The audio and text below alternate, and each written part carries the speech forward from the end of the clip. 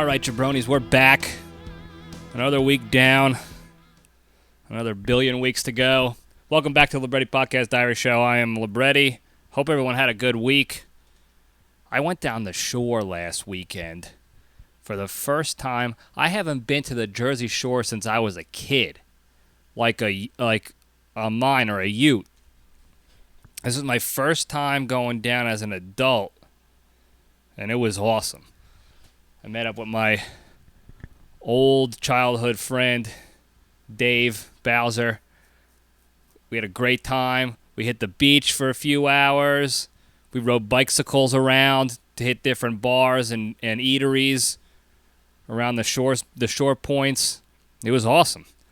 It felt good, and it was not one of those like sleazy areas where it's just gym tan laundry all the time. It was a good family-friendly area, so absolute blast. I must have eaten like a gallon of ice cream. One day, we just rode bikes to different ice cream parlors and just ice cream sandwich, banana split, waffles and ice cream. You name it, we crushed it. It was great. Good times. I exercised after and before, of course. You're riding bicycles, you're burning calories. You gotta intake, restore your glycogen. So we needed ice cream, and it was a good time. And I hope you guys had a good week too. Now, before we get into the good stuff today, there is some. It's not angry crap, but it's angry. I don't know. First things first, Queen Elizabeth. This is the big news of the past week, was that the Queen of England, Queen Elizabeth II, finally passed away at the age of 329 years old. The last living survivor of the Revolutionary War finally passed away, and everybody's talking about it. I personally don't give a crap about the royal family, like the celebrity behind it. I don't know. One thing, and I know this is going to be like problematic for some people who are just like, oh, she did all this good stuff for the country. I'm sure she did. I don't pay attention to the politics of the King and Queen of England. Oh, we got some technical difficulties. Stand by. All right, we're back. Where the hell was I? Hot take time. That's right. I don't care about the politics of being the queen. It's very impressive that she held the queenship for 70 plus years. She, I'll give her the credit. There's a huge weight that gets tossed on top of you at the age of 25 to become Queen of England. Now, power-wise and politically speaking, there's debatable how much work they actually do, especially nowadays. They do virtually nothing politically, But back in the day, I'm sure she'd had to do more. There was a lot of responsibilities. She was born into it, I guess. So you got to give her credit for that. But towards the more present day, since I've been alive, she hasn't been that great of a human being. And that's what my problem is with this. And with what everyone say, oh, she's so great. Every time somebody big dies, no matter who they are, what they did, if they had some sort of celebrity behind them in a good way at all, an actor, an athlete, most politicians, royalty, obviously, no matter what, as soon as they die, they're a saint. Everybody loves them. They were so great. They'll be so greatly missed. And people quickly forget that, some of these people are just not good towards the end of their lives. I mean, first of all, this lady married her cousin. So for a while, the king, before that old bastard croaked, I don't even remember who it was. King Lear, I don't know. He was her cousin, first cousin. So that's a problem right off the bat, that this whole royalty thing is all just a giant incest swingers party. All right? Not to mention the fact that she has been sort of harboring and maintaining silence. She's taken the route of the Vatican, I guess, on this one, with her son, Prince Andrew, the pedophile. Mum was the word on that. He's still out and about doing J.O. to children. And then how many times did she let Epstein and Ghislaine Maxwell on some of their properties, the royal properties, so they can go gallivanting about while they're running the biggest, most sinister child sex trafficking ring known to man. And let's not forget how she had her daughter-in-law killed, if you want to put the tinfoil hats on. So, tough loss for England, I guess. That this lady is no longer in power, or whatever she was. Rest in peace. Now Hillary Clinton needs to find a new role model, I guess. So, good riddance to bad rubbish. Long live the Queen. All right, another thing that's getting me hot, and I bitched about it a little bit last week when we talked about old Nancy Pelosi, so this is not on the political side. This is more on the corruption side of things in politics. Again, I don't care what your political views are. I'm sure we have a lot more in common than people think. That's usually how it goes. There's a lot more common ground when it comes to stuff like that than differences. It's just that the media and the politicians, they prey on the differences and try to, separate us, divide us. So I talked about old bag titties Nancy Pelosi and her insider trading shenaniganry.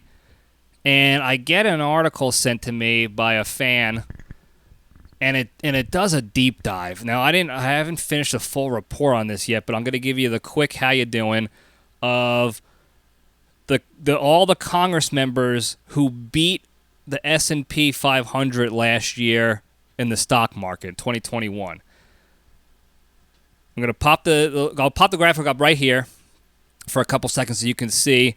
You don't have to memorize the names or anything. It's an interesting graphic because it shows you the different political parties that they are, one side, left or right, red or blue, whatever, because apparently there's only two ways to think in this country. That's the list of the congressmen and women who beat the S&P 500, the index, in 2021.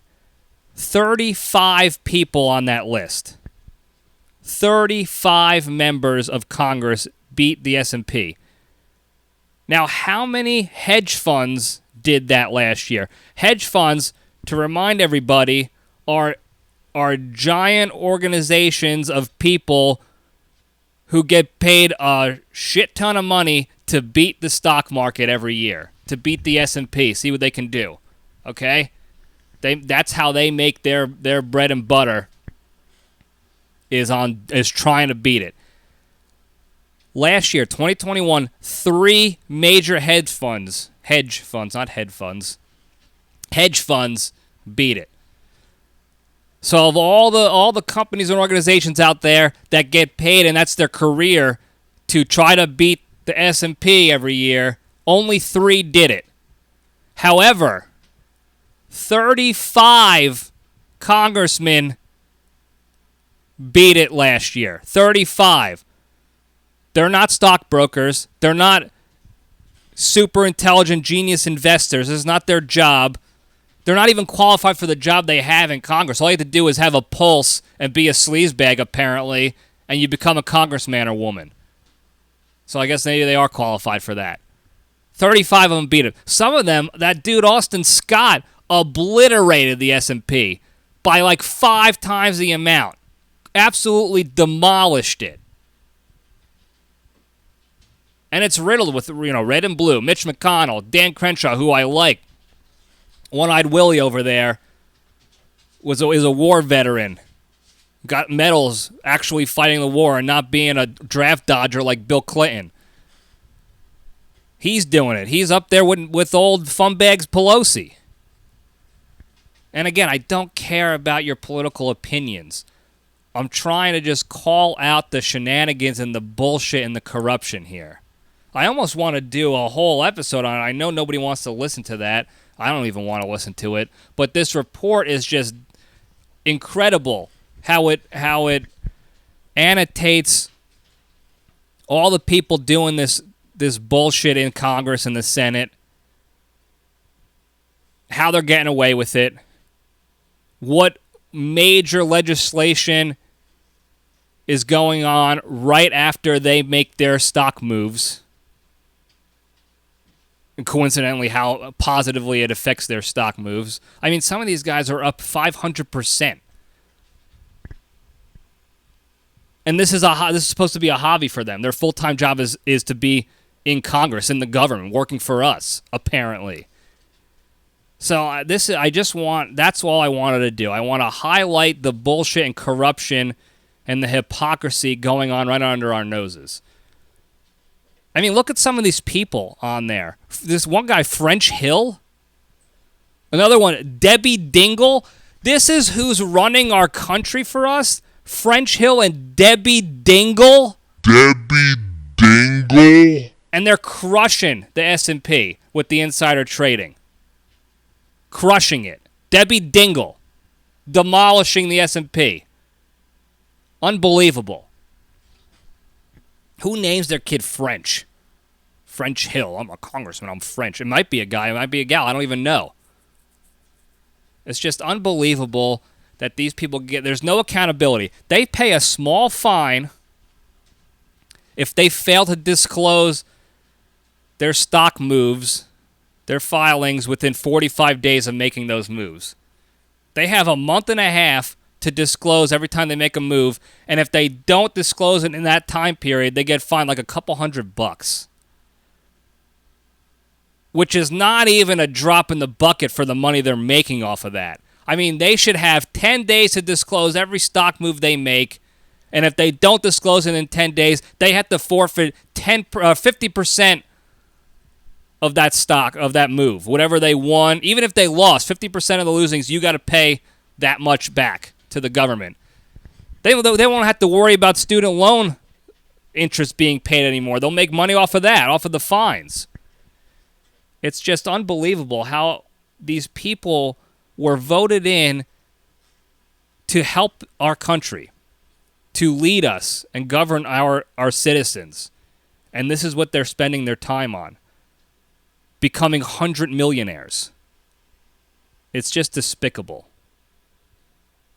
If we acted the way our government acts, we would be arrested. And that's not a personal opinion. That's a fact. If I pulled the same crap that the people in our government pull on a regular basis, and they do it out in the open, mind you, taking classified information, insider trading deals, collusions, sending the FBI on people for no reason, wiretapping citizens. We would go to jail for life for all that stuff. And they're doing it publicly and bragging about it. This is what I bitch. This is why I bitch about this stuff, because it's happening right under our noses. And nobody in the media seems to care, and these people care so little about us. It's almost like they're doing it on purpose just to show, oh, look at these idiots. We can literally get away with anything, and they're not doing anything about it. In fact, they're going to vote us back in. Nancy Pelosi has been in the government since JFK was alive. Okay? She's a Skeletor, and she's worth over $100 million playing us for suckers because she knows she's going to get voted in and year out. It's despicable. That's all I have to say about that for this week. I'm not going to do a full episode. I mean, I could do many episodes, but that's not what this show's about. This show's about fun and learning and positivity and trying to be better people. So take the lesson out of this. Don't be a shitty person. Follow the big three. Number 2, the big three. Don't be like these people. These people fell from grace. They used to be good, and they got a taste of that corrupt life and how sweet it is, and they fell hard. It's a far fall from the top, I guess, because now they're in the working for the dark side, and it's bad. And I hope they turn a new leaf and figure it out and get better for the good of this country. Because it's a shame. It's a mess. All right. Back to the positives. I got a decent tan. I'm a little spotted up here because I used some sunscreen spray, how you doing, on me, and I got a little spotty because I was sloppy with it. I didn't care that much. I just wanted to get out there and enjoy the beach, so that's what you get. Now I look like a Dalmatian with a German Shepherd nose, and that's how you do it. But with that, get into the goods, and we'll step into the cage.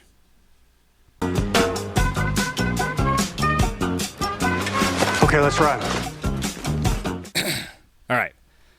Today's Into the Cage segment is proudly sponsored by Bloomy's Booty Banaka.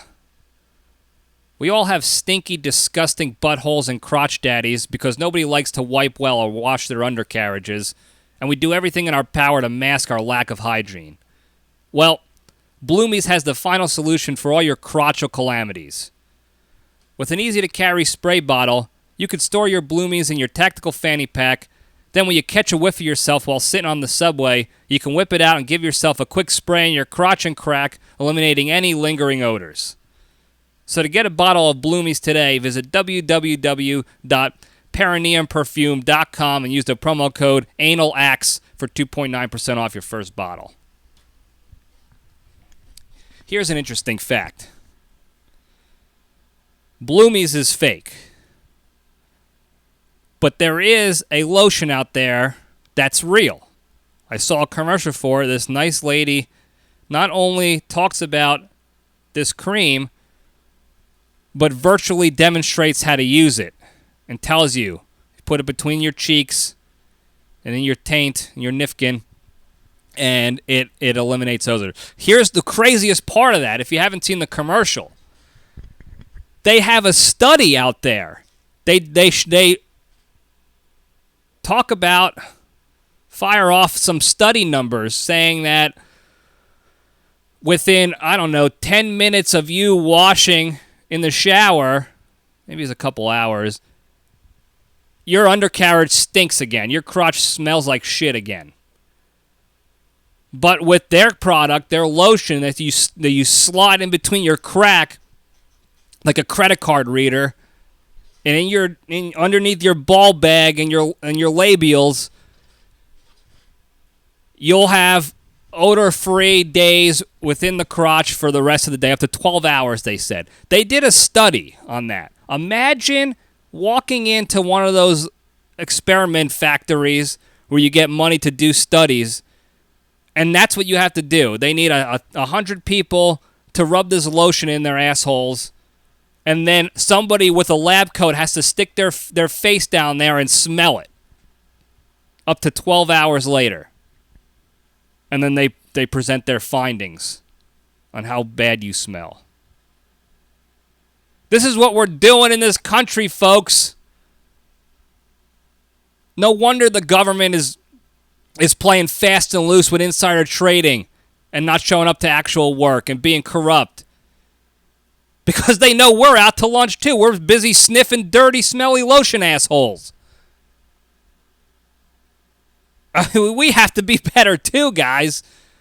Okay? We can't fight against a corrupt government if we don't have self-accountability.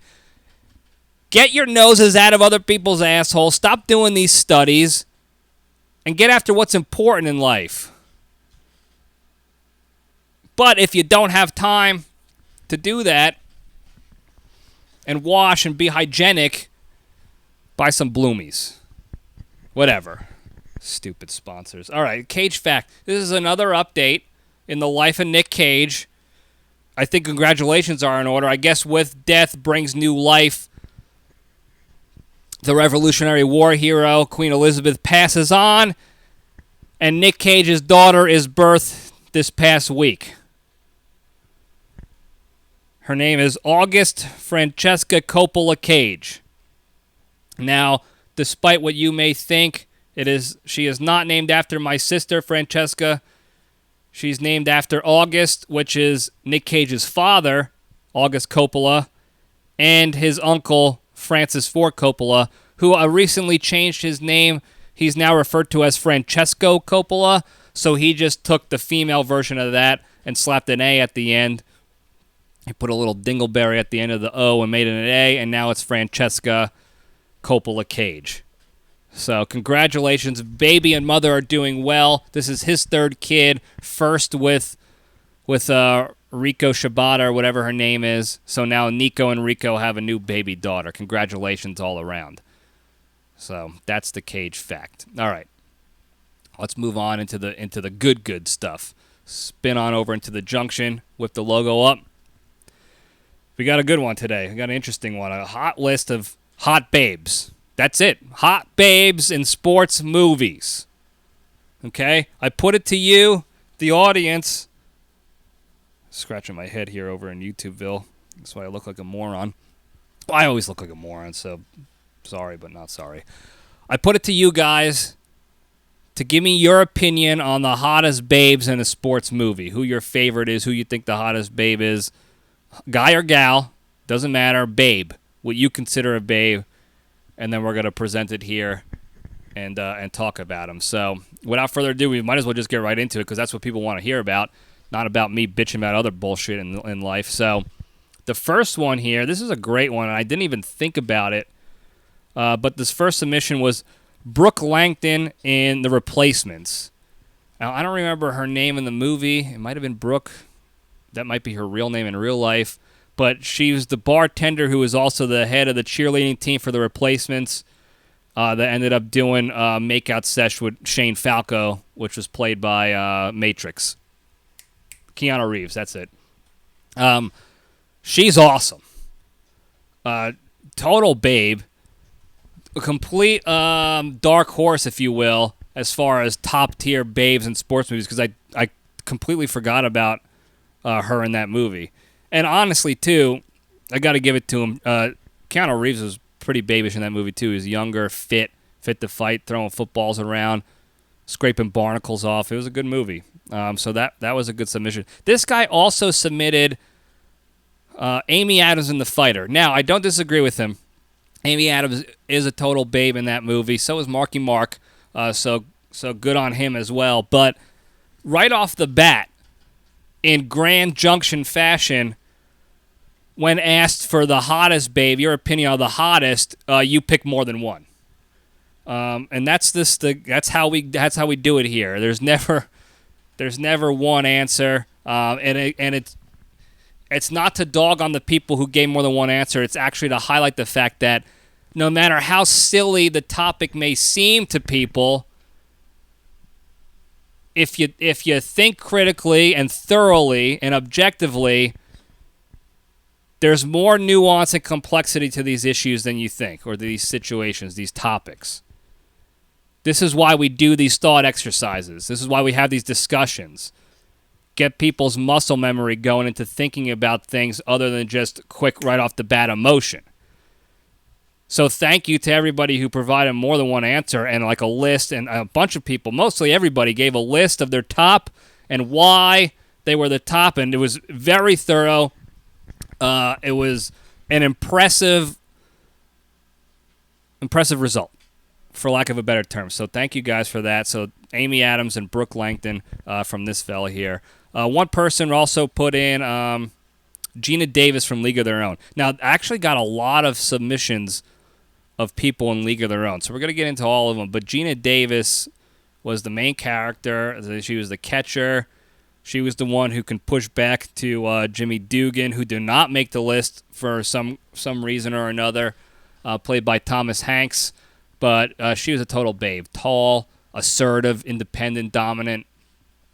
So a real babe in this one. Now, another one from League of Their Own that was submitted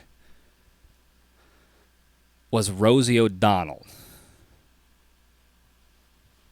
I don't necessarily know if I agree with that, but you like what you like. Personally, I would have picked Marla Hooch over Rosie because I find it way more attractive when someone can just belt out a couple of home run skis through a gymnasium window with ease than some big mouth with a New York accent, even though that's pretty much my entire family. So I would have gone with Marla Hooch in that one, but somebody picked Rosie O'Donnell, so good for them. Thank you for that submission. Another one here is, I don't remember the name of the girl. I'm sure somebody will comment and remind me. I think I had it written down, but I forgot. I lost it. I don't know. But the chick from Varsity Blues, the lady, from Varsity Blues, who does the whipped cream bikini. Don't remember her name. She was a total babe. Not my top 5 or 10 because she was just sort of like a side character, but good on her. In fact, I would argue and this is not a sports movie, so it doesn't really count, but I would argue that Captain America, when he starred in Not Another Teen Movie, I believe his whipped cream bikini to be a little bit sexier and babish than this chick in Varsity Blues, but it's still it's still a pretty good look. Pretty babish move right there. So thank you for that submission. All right. Next on the list here is, and this is one I completely expected, but I'll give my thoughts in a second here. Susan Sarandon from Bull Durham. I forgot her name, Hattie Mae Pierce or whatever the hell her name was in Bull Durham. And this person wrote, she had an incredible knowledge of the game, and she was a babe, yada, yada, yada. Here's the thing about Susan Sarandon. The most attractive quality she had, objectively speaking, in that movie was her knowledge of the game and how to use the brain and the emotions to be a mentally tougher baseball player and to be smarter out there and more cunning out there on the field. That was what she brought to the table, objectively speaking. As far as what made her quote-unquote babish and hot, she was a slut. And I love that. Because Kevin Costner was a slut in it too, and so is Tim Robbins. They were all sluts, and that's what made them all hot in the movie. But as far as an actual, physically attractive babe, and she had it going on, undeniable, I vehemently disagree with Susan Sarandon being a top 5 or even maybe a top 10 babe in a sports movie. I just think there are too many other hunks and hotties out there that overshadow her and definitely surpass her. But because she was loosey-goosey with it, legs always open, she got, people like that. I'm actually surprised Kevin Costner and Tim Robbins didn't get on that list because they were a little loosey-goosey too. They got awfully woolly in that movie. So, but thank you for that submission. I don't agree, but that's what we love doing here. We like hearing differing opinions and learning and growing from them. If I didn't get that feedback, that submission from someone, I would have never even remembered that she had a mental prowess about her knowledge of baseball. And that's very impressive and very attractive, frankly. So thank you for that submission. I appreciate it. Now, this next submission was presented to me by almost dozens of people. And if we had to put it to a vote as far as how many of you submitted, names of hotties and babes, this one would win. This would be the number one babe according to the fan vote if we did it that way, like a tally, a poll. And that was Jessica Biel in Summer Catch. This was first presented to me by my good brother and a guest of the show, Brandon Roper Hubbard. Blew my mind. As soon as he mentioned that in his submission, my brain immediately went back to that pool scene in Summer Catch. I never even remember the rest of the movie. I know Freddie Prinze was in it, Freddie Prinze Jr., and that tall, skinny, goofy dude who was in Scream and Scooby-Doo.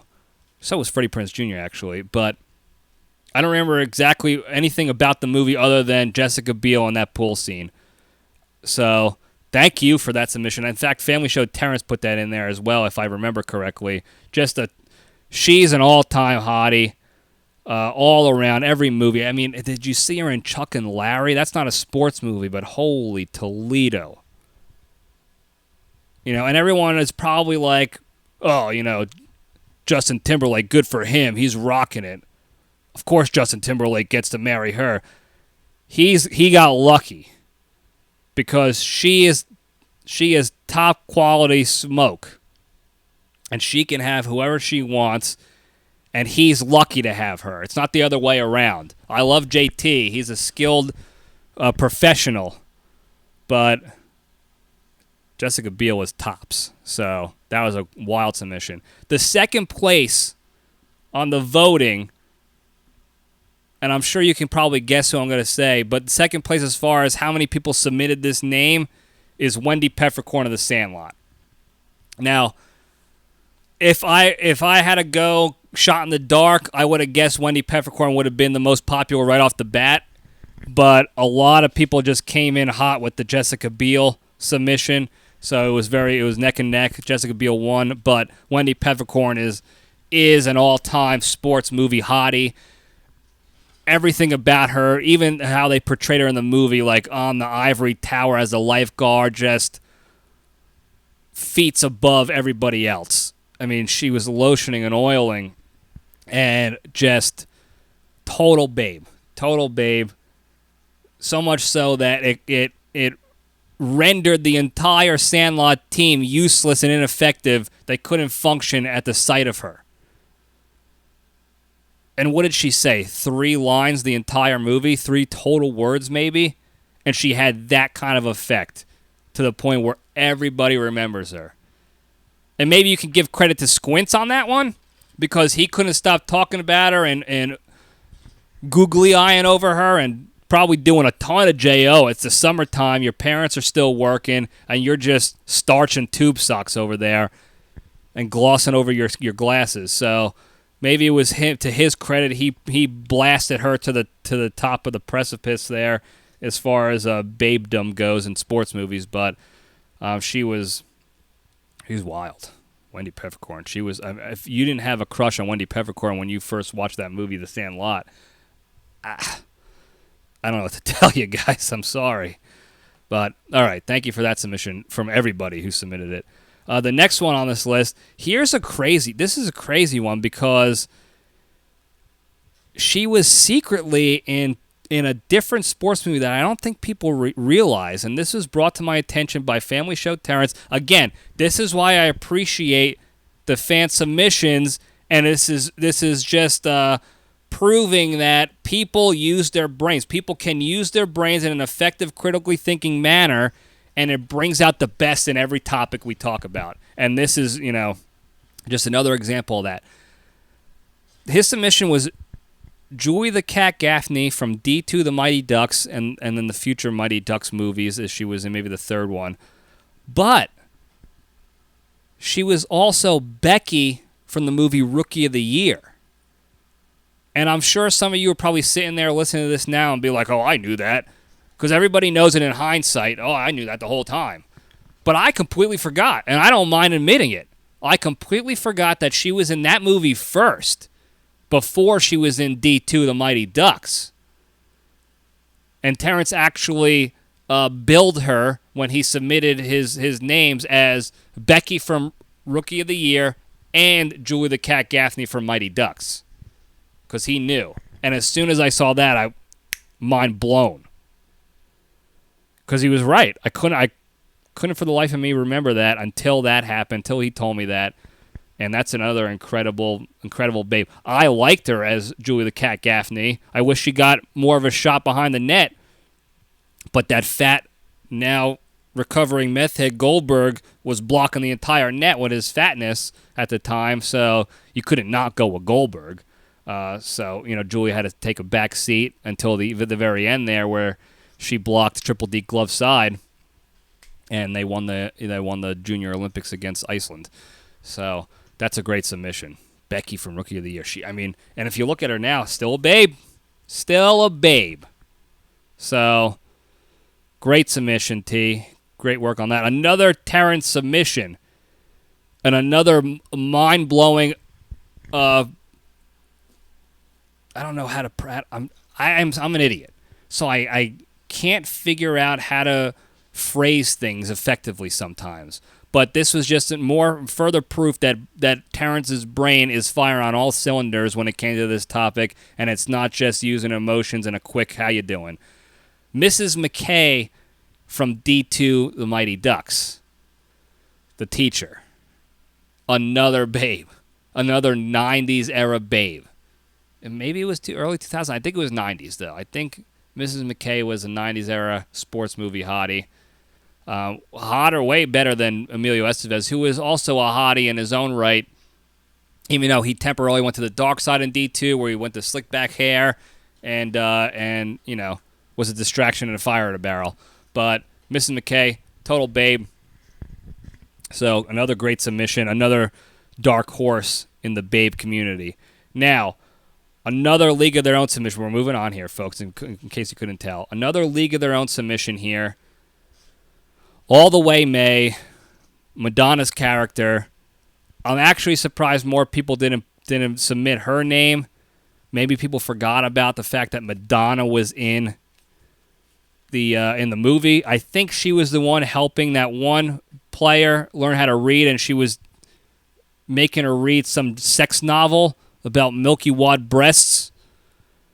But All the Way May, big time babe back in the day. She's now 165 years old, Madonna, and she's still looking younger. She looks about 65, 62 maybe, and she's the second oldest next to Queen Elizabeth. So good on All the Way May for that one. That was another great submission. And listen, these submissions are coming out of left field, but they are spot on when you think about them. And I'll pop pictures up if I haven't done so already, if I haven't said so already. I'll be popping pictures up in YouTube land of these submissions to jog people's memories of what these babes looked like. But this submission here, Miss Montgomery from the Big Green. I think she was like a teacher, coach, or whatever from the movie. I don't even remember most of the movie. I remember Babe Hamilton Porter was in the movie, and he stepped in goat crap or cow crap on the field, and that they faced off against Ranch Wilder's team, Ranch Wilder from Angels in the Outfield. And that's all I remember from that movie. And then Miss Montgomery, another Terrence submission. Just absolutely incredible submission. She was also a hottie if you look at it. Go back and watch these films, guys. I'm telling you, we are missing out on a lot of babes. Ranch Wilder was one of them. What a hunk. With that cleft chin. Or chin cleft, whatever it's called.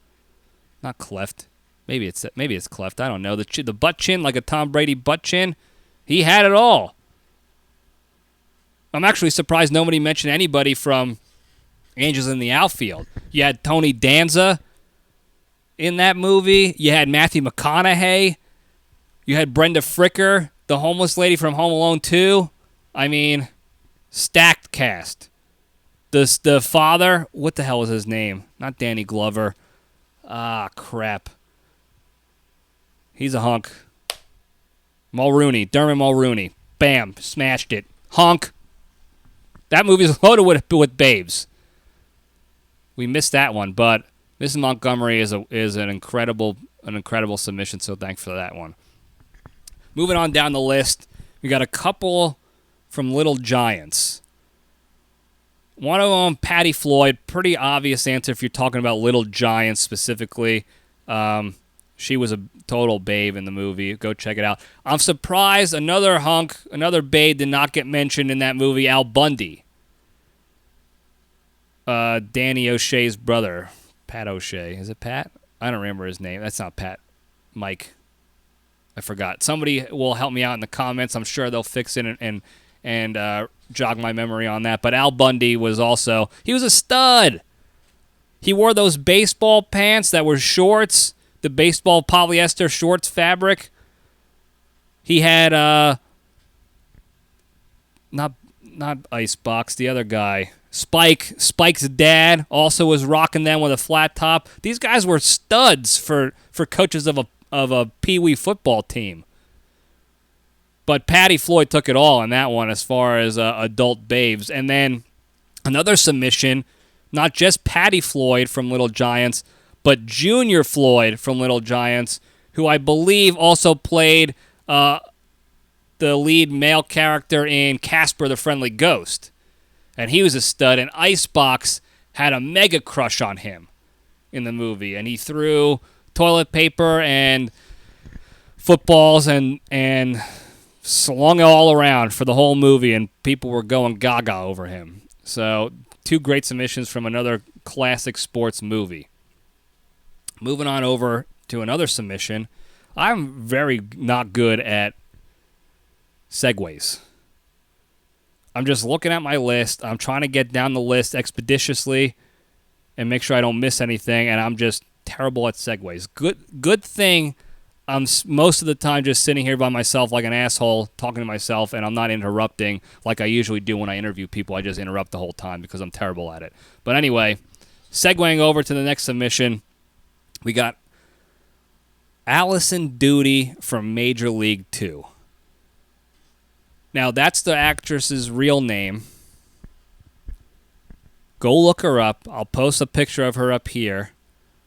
But she might be the most underrated sports movie hottie in the game. Nobody talks about her. She played Flannery in Major League 2, which was another hunk, another sports movie babe, Charlie Sheen's girlfriend throughout most of the movie until the end where he told her to take a hike. She was a mega babe. She still is. I'm not trying to take credit away from her. Absolute mega babe, bodacious, just hot. I mean, I'm getting the vapors just thinking about her. She was also the Nazi gal in Indiana Jones and the Last Crusade. That's the one where Harrison Ford and Sean Connery both slept with her, and Indiana found out that his dad borked the same girl as him. They were not just father and son, but Eskimo brothers when they were both tied up in that room and it was getting set on fire. She talks when she sleeps. She's a Nazi. That's Allison Doody. Mega babe. Most underrated in sports movie babe history, I think without a doubt. I would argue without a doubt she's the most underrated and least talked about, and she's one of the best in the game. She might be a top 5 for me. If I had a rank in priority order, she might be a top 5. But what a submission there. That blew my mind. I couldn't believe I forgot about it too. And she's one of the hottest to ever do it. So, great submission there. Other notable honorable mentions in the Major League community: Willie Mays Hayes, Wesley Snipes, hunk, mega babe. The girl that Charlie Sheen ended up with in Major League 2, she was also babish. Roger Dorn's wife was a mega babe in the first Major League. Roger Dorn was pretty hunky after he toughened up and was able to take those ground balls at third base. So, good movie all the way around. Rene Russo was in it. Another babe. Not a lot of people submitted on those. Actually, nobody submitted any of those names, which is surprising. But again, a lot of babes and a lot of sports movies. I get it. We can't get to all of them. So, understandable. Segueing over to the next movie. We got a couple Rocky submissions from the Rocky movies. First, obviously, is Rocky. Top tier babe. Top tier hunk. Apollo Creed was in there from the first 3 Rockies. Nobody mentioned Mickey. I'm a little surprised. He had that sort of old, wise attraction to him that I think people missed. But rest in power, Mick. Nobody picked Paulie, obviously. Paulie was a fat. Good for him.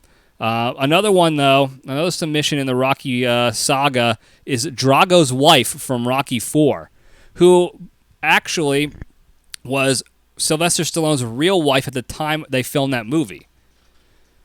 I forgot her real name. I'll remember it after I record, of course. But she became a train wreck.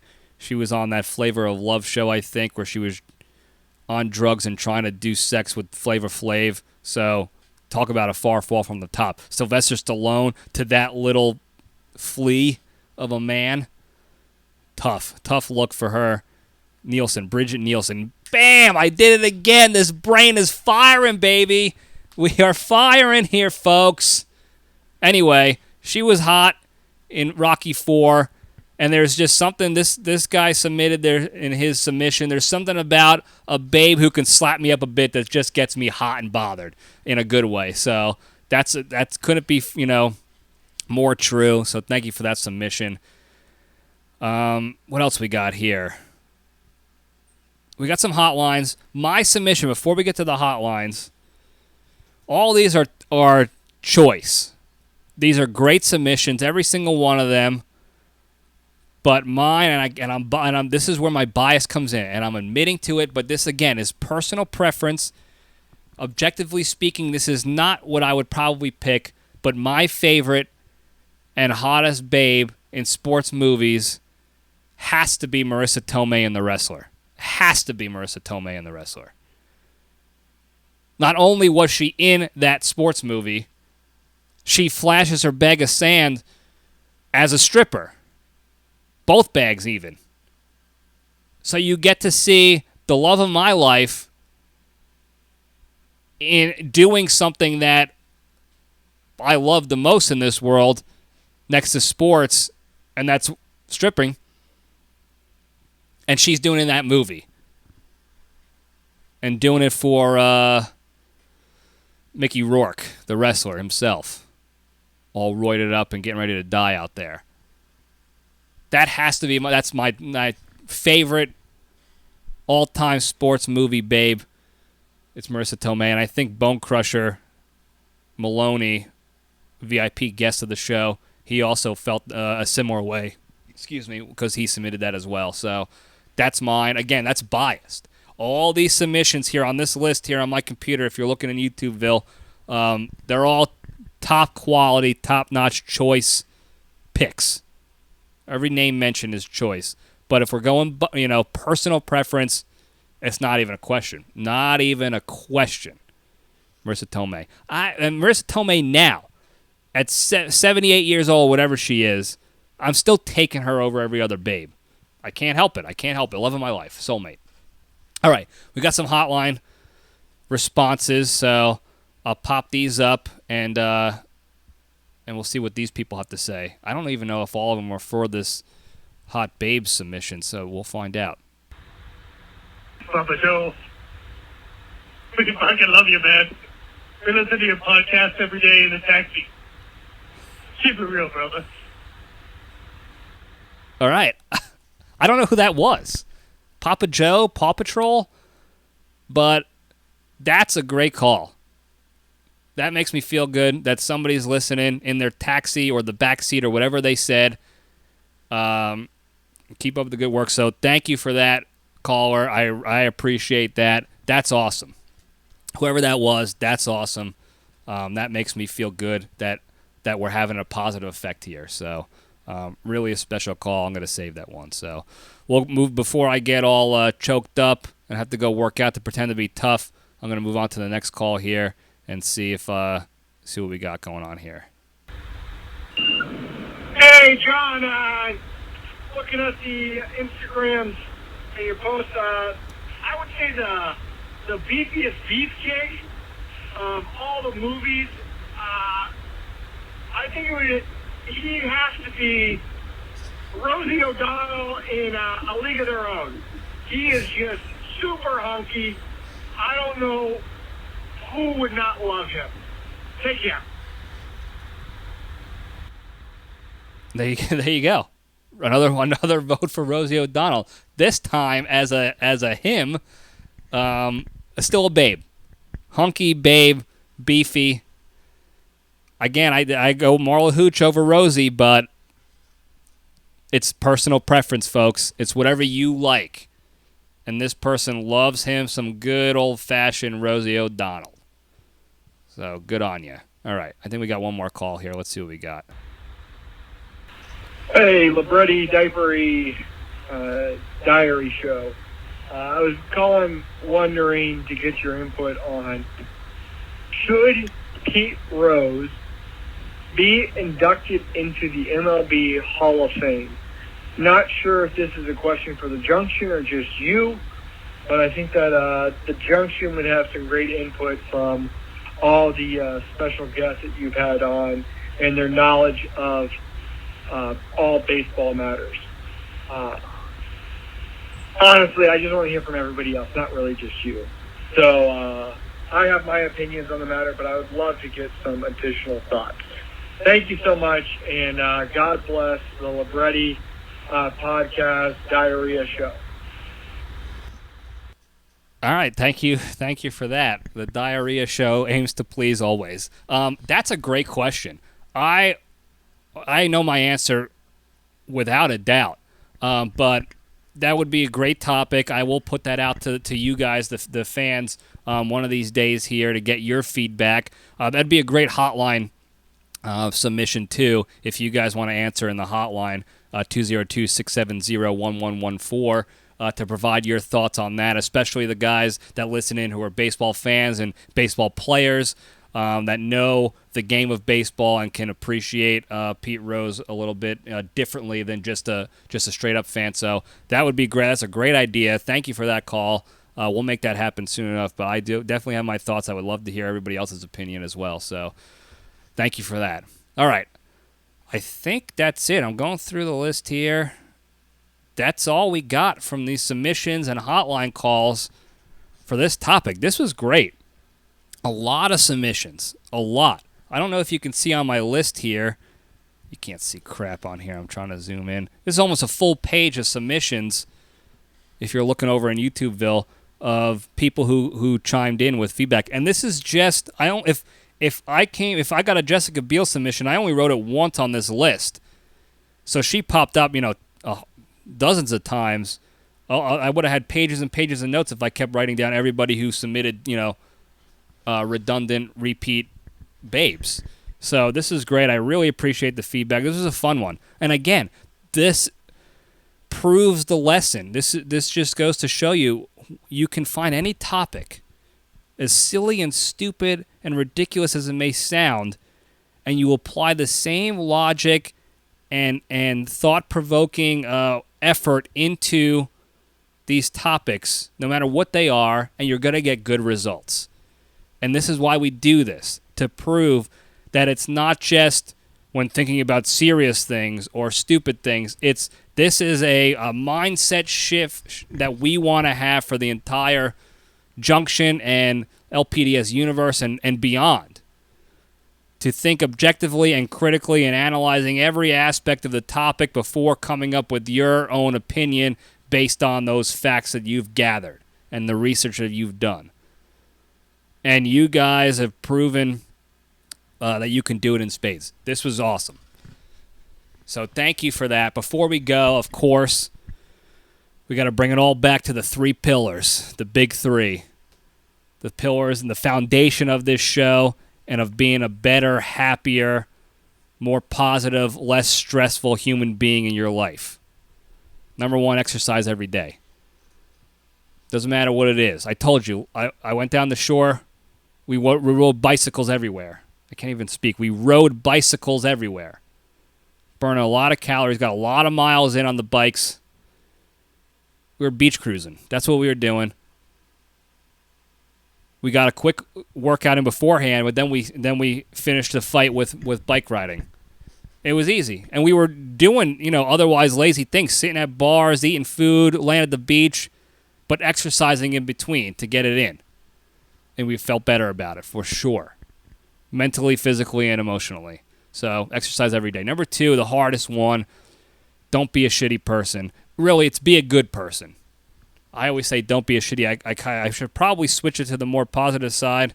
I'll get there. But the easiest thing we can do, we can go back to Queen Elizabeth as the example, is just to dog on her for harboring pedophiles and killing her daughter-in-law and marrying her cousin.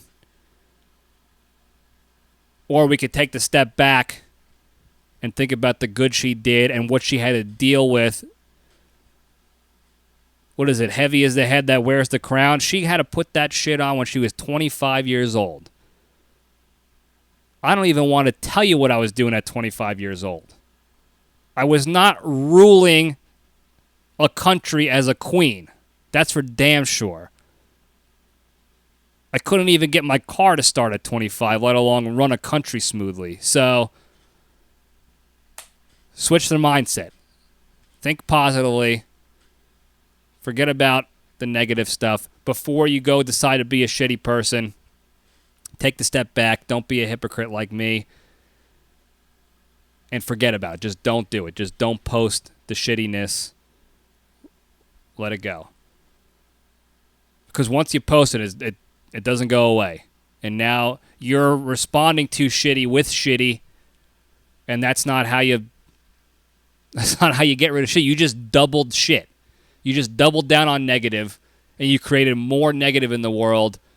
So there's whatever you thought you were doing to fix the problem or mitigate it didn't work.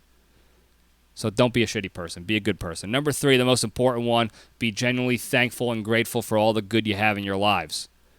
All the good stuff. Thank God I didn't get born into a royal family and have to take on that responsibility and just be under the microscope for the next 70 years. That's unbelievable. I could never do that. Thank God I didn't have to do that. I don't ever have to do that. Wild stuff. Rest in power, Queen. Long live the Queen. But be grateful for the good you have in your lives, or the good you don't have, like that. The fact that I don't have to deal with royalty, that's a good in my book. My little 5-page notebook here. So be grateful for all that good shit you got going on. And consciously think about it. Take the step back each day and think about it. That's the important thing. Because if you're sitting back and you actually think about just one thing, now it's in your head. And you can actually be grateful for it as opposed to saying, oh yeah, I'm grateful for everything, and then not consciously thinking about it. That's how you start to lead down the road of taking things for granted. And we don't want to do that, okay? We want to get away from that. We have good lives, most of us, if not all of us listening. We want to be appreciative of that and understand the gravity of that and how awesome it is. So that's the big 3. That's now all I got. Now I'm done. You don't have to listen to me anymore. We had a good time. This is a great show, great episode. I hope you guys enjoy it. Let me know what your feedback is on it, if you liked it or disliked it. And we'll hopefully do more of these fun, silly, entertaining topics to keep the brain moving and the cogs and the wheel spinning, baby. Thank you guys again for listening. Like and subscribe and call the hotline 202-670-1114 for whatever reason. Call the hotline, leave it feedback, ask questions, tell me I suck, whatever you got to do. Thank you guys again. I love you all. Stay strong.